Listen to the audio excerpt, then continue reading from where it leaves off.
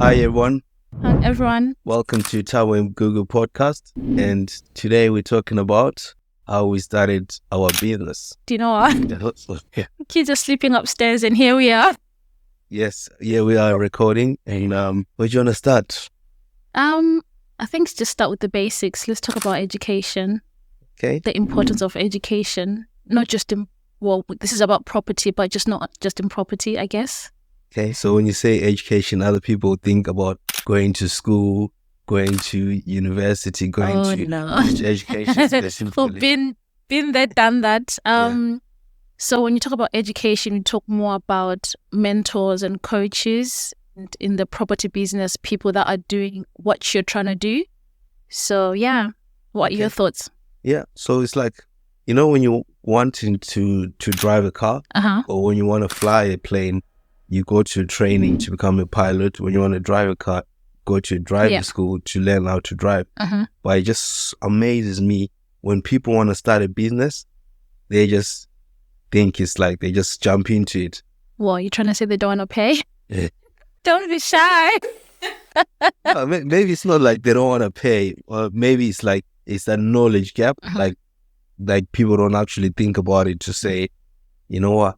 Maybe I need to get educated. Maybe I need to research more into this. I need more information and more knowledge. Yeah, that's true. So I think I'm with you on that one. It's just like anything, even people who are chefs and all that, you still, well, for chefs, I guess you have to go to your school as well. But you just need to learn. No, for sure. So when we started our journey, we did free education. Went to like how many hotel seminars? I don't remember. It took me all over England, Thabo. Yes. So or including Scotland as well. Oh, yeah. So like a couple of hotel seminars and we just like were on the freebies. You know, it was like, you know what, freebies. But when you actually think about it, this was like probably 2018. 2018, yeah. 2018, we're consuming the freebies. But imagine if on that time when you knew about property and we say, Google, let's bite the bullet and let's just pay whatever and just learn. So we wasted about 18 months. I think I wouldn't call it wasted because you just have to start somewhere, isn't it? So, and at that time, it's not like we only knew one thing, buying a property, but we didn't know. So in a way, I wouldn't say it's wasting time. Okay. So you think the freebies were worth it? Well, not worth it either, but we did get something from it. Let me just put it that way. Okay, let me ask you a question. Do you take action from the freebies? No. It was too much information. And that's a good question actually, because too much information can become overwhelming. And they say knowledge is power, but it's not just knowledge being the power, it's acting on that information. That's the most important thing, and that's the powerful tool. So applied knowledge is power. Yes. Okay. Not just knowledge is power. You're dropping bombs today. You're dropping bombs today. Yeah, so for you, in terms of like actually the one you went for, the mentorship you went for, you don't have to name the names because we're not promoting them. Yeah. No. What made you end up choosing to go into that mentorship, and like what is your decision factor? I think with that mentorship was just more, we're now sort of clued on what we wanted to do, having learned various strategies in property. So that mentorship taught me anyway, because went to the different ones. Yeah. So at that point, we knew what we wanted, so which is like serviced accommodation. So that was like sort of a specialized mentorship. So it was teaching us different ways of dealing with serviced accommodation properties. Yeah. Yep. So it was only worth it for me to go with someone that sort of resonate with and what I'm trying to achieve. For sure. So we went to two different, well, it was the same company, but we went at two different times because we didn't want to be in the same class and essentially like two people from the same household. Well, there's nothing wrong with that. No, but it's like, I'd rather you go and attack networking angle from one side and I go and attack a networking angle from the other side, which is what we did. Yeah. And for the other one, it was, we looked for a guy who did exactly what we wanted to do. And I think by that time, you was also starting off, and not starting off yet, like about 10 or 20 units. Yeah, quite a few, yeah. Birmingham, and we wanted to, like, he had more time to us because it was like 1-to-1, yeah, and that kind of time, which I think it's better than going to like the top gurus, mentors who've got like 100, 150 units. They won't have time for you. Yeah, it's not personalized, is it? It's not personalized. Yeah. And 9 times out of 10, they're now more like working above the business, so they don't know the nitty-gritties of like someone with 1 unit, with 1 Airbnb property, how to tweak it, how to like optimize it. They're just thinking about portfolio level. Yeah. Maybe they had 1 unit like 4 or 5 years ago. The information of 4 or 5 years ago will be quite different. It's different, yeah. Things change, technology changes every day. So yeah. Okay, yeah. So tell me about, like, obviously after property, you did other things inside property, but obviously it wasn't like property related, like your interior design course. Did I? I'm joking. I think you're jumping the gun here, Thabo. Are we still talking about education? But yeah, so I did, because I like things looking nice and I like things set up in a certain way. But that course, and obviously my family members and friends know this is all like my things. You have to be in a certain way, certain order, certain colors, blah blah blah. But so with this course, it sort of opened my eyes where, okay, we don't want to keep making our properties the same. So how best can we do this? So we found this lady, attended her course, and it opened eyes that you don't always have to have cream curtains, blue cushions everywhere you go. You can just even paint the ceiling and all that stuff, like different colors, bringing all those together and into life. So yeah, that was really quite interesting, and it opened up my eyes. And you started like playing around with the colors, like doing cross zigzags in the properties. It was like you bringing like the artistic, like digging. It was my aha moment. Yeah, so yeah, no, I was just feeling bright, and obviously, yeah, when you learn something fresh and you really enjoy it, so things just stop popping out of nowhere. So yeah. Okay, so that's like, so yeah, I didn't do that course. Instead, I did a business buying course, which was it 2 years ago? Yeah. Like and how did that go? Now, I think out of all the courses or mentorships which I've done, that one was probably one of the best ones in terms of business is broad. So learning how to buy businesses, leveraging the assets which are already in the business, called leverage buyouts, like LBOs. This is what like the big companies do every day. Like you hear Amazon bought ABC Limited, etc. But you never thought like individuals could actually do that. So every time I thought like it's actually big corporates who could do that. Yeah. But even individuals, even people, you can buy an existing business. Yeah, but out of interest, what made you go down that route? Where did that come from? That came from a friend. That came from one of my close friends. He was like researching in the space. He was looking for more like transport businesses, and he was always talking about, because personally, I didn't want to diversify and property, business buying and all that kind of stuff. Yeah. So that came from a friend. But when I looked into it, he asked me one question. What's your 100 million exit? It's fine. Imagine how many properties would you have to buy to exit at 100 mil. I was like, you have to be like a big developer, like people building like 100, 200, whatever, big houses. Yeah. So I was like, wait, what's your 100? Then we said, I was like, look, in business, when you buy businesses, you don't have to start a business. You can be buying something which is already systemized, profitable. Yeah. Then I was thinking to myself, why would someone sell a profitable business? Yep. That's quite interesting. Yeah. But we brought it back into property. Why would someone sell their property? People sell property for various reasons. For relocation, divorce, death, all that. So I was like, okay. Businesses are owned by people, right? Yep. So people can sell like businesses as well. So people divorce, maybe they want to relocate, or like husband and wife started a business, like one dies, maybe the other partner, like all those things. There's a lot of things that there's a lot of factors to come into it. So I was like, okay, then they are baby boomers. So baby boomers are people who are about to retire. So 65 plus or 70 plus.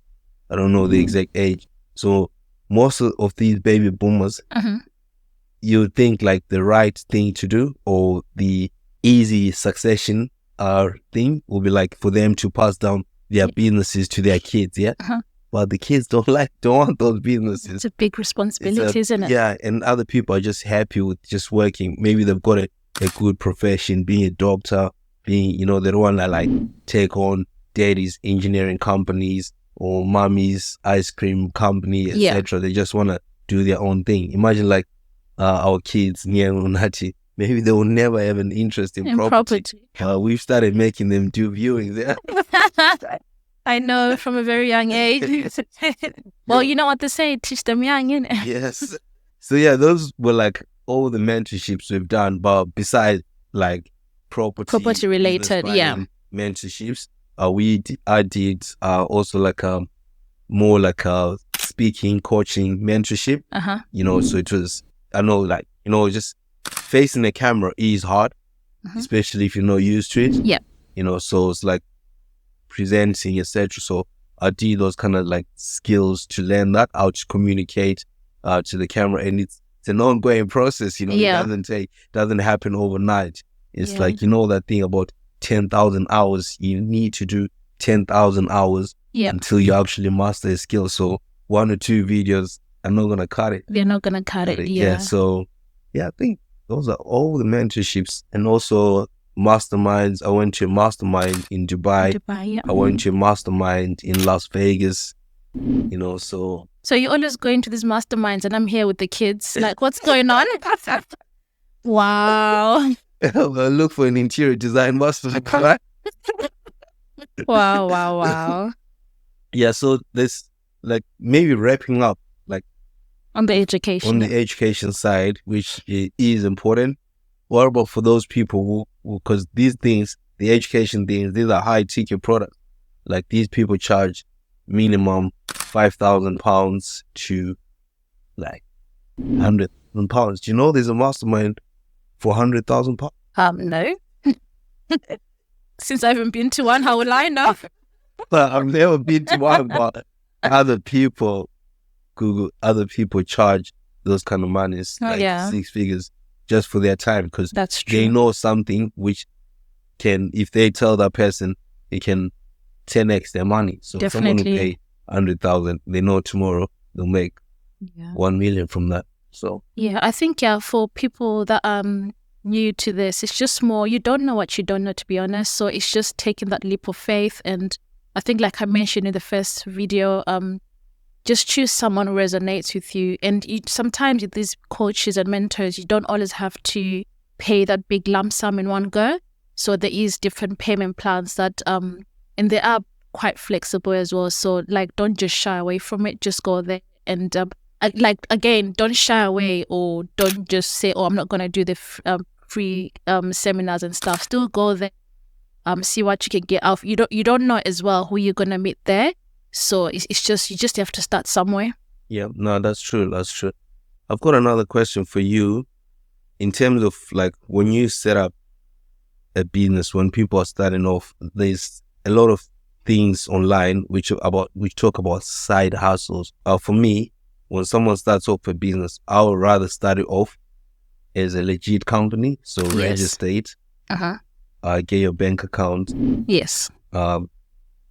Obviously you'd have get your insurances or whatever other licenses your business requires. So I'm talking about the property business we in. So you need to register it, get the correct SIC code, the C code. Yeah, I'll register on Companies House. That's what you need to say. Yeah. Then after that, open your bank account. It could be either a mainstream bank, which is like the top level banks, the likes of Barclays, HSBC. Clydesdale, Santander. Yeah. And the insurance is public indemnity, all those good things. Yep. So what are your thoughts on just people just starting it on their personal names as side hustles. What are your thoughts on that? So she just nodded saying, nah, that's a terrible question.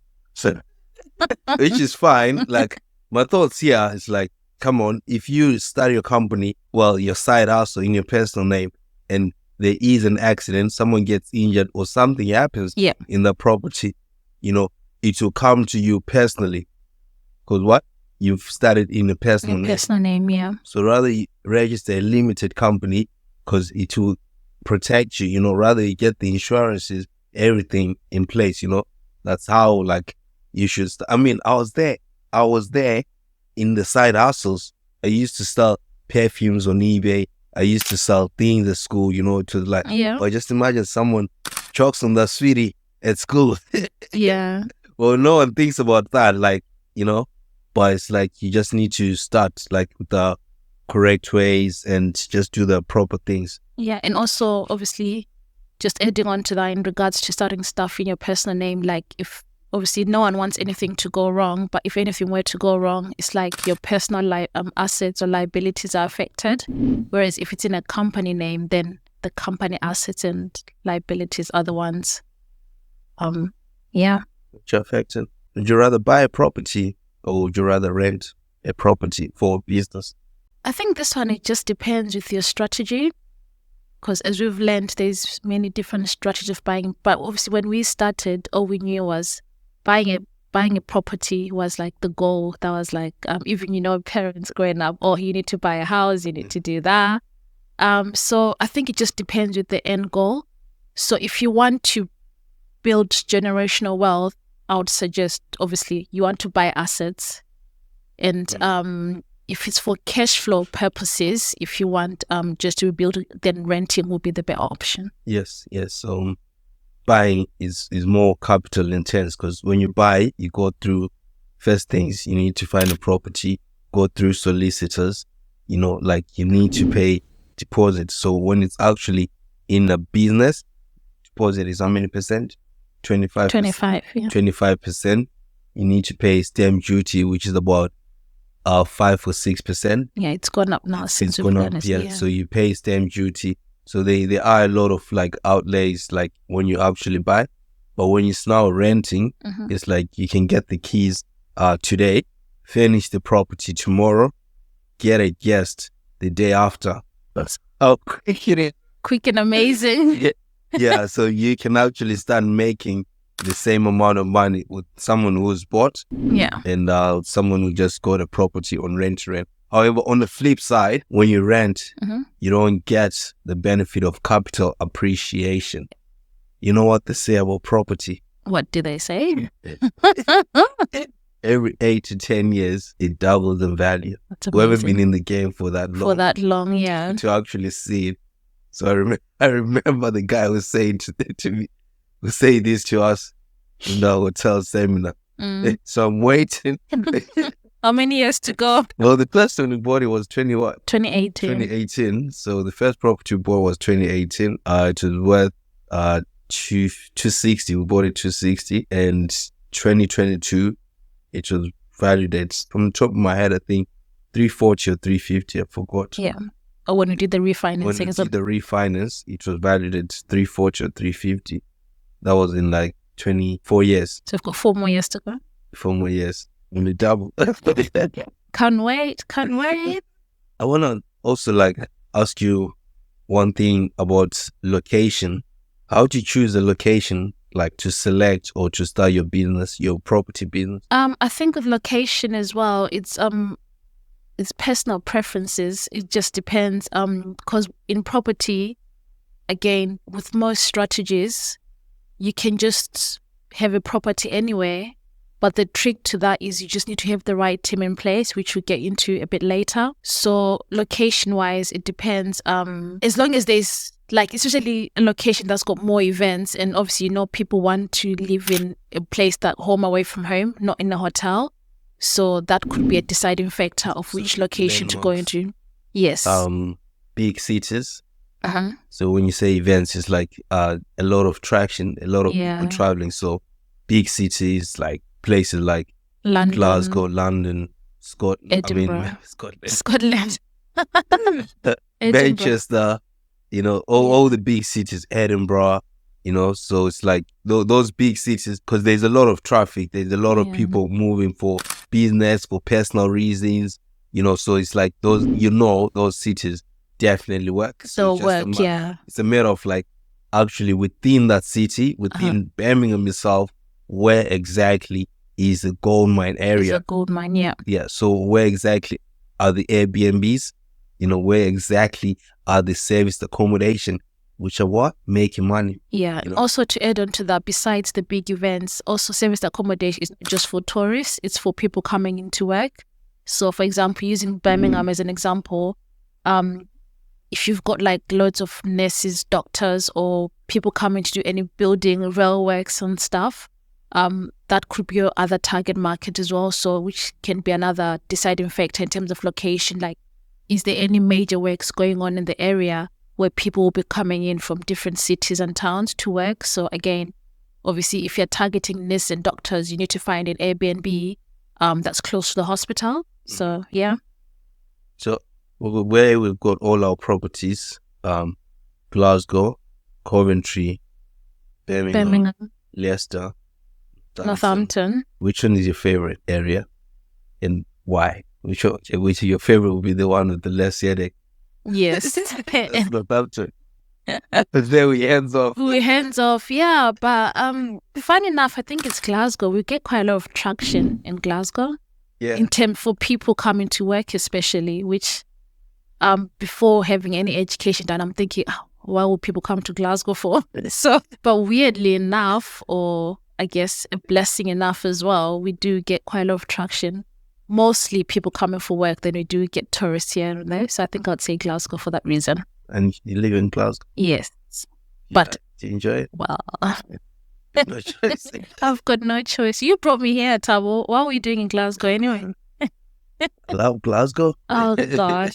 Yeah. So any more for you to add on the location? I think when you're starting off, like when you actually want to get your first property deal, I'll say choose a location which is close to you, like either the city you live in or the town you live in, or just the next city which is easily accessible, because you don't want to be living in Glasgow, getting a property in London, because when you're starting off, you want to learn the ropes, you want to learn, be hands-on, be hands-on, and because yes, you can go through the education which you started with, but like each and every individual is gonna have different experiences. Yeah. Do you remember our first guest? Just remind me again. The lady from hell. She used to work in the same company as you. Oh my goodness. Oh my goodness. But we'll leave that story. I mean, for another day. Oh my gosh. We'll leave that story for another day. So yeah, just wow. Imagine like we've just put a property, it's gone live, and some things you just want to brush off your mind. You don't remember. And I'm like, yes, I've literally built a cash machine, a cash point. I'm just like waiting to start printing money, waiting for the sound, like a cash point where you put your card and that. No. So I'm like, yes, this is it. Airbnb. Only thing which I wanted to add was this is with the first property. Yeah, that scared me actually. Yeah, Airbnb guru. Yeah, it was left like for me to say that, but we don't use those words. Okay. That was. We'll say the story in another day in this podcast, but you will be interested in this one. But I think for today, that's it for today. We don't want to be making these long. We just want to keep them conversational and every time we share, every Tuesday, we'll be dropping our one episode and we share value about our property life, our mistakes which we've made, our journey, and also because we in business and we husband and wife, married, there's kid. So one topic, one episode, we'll be talking about our personal lives, how we balance our times.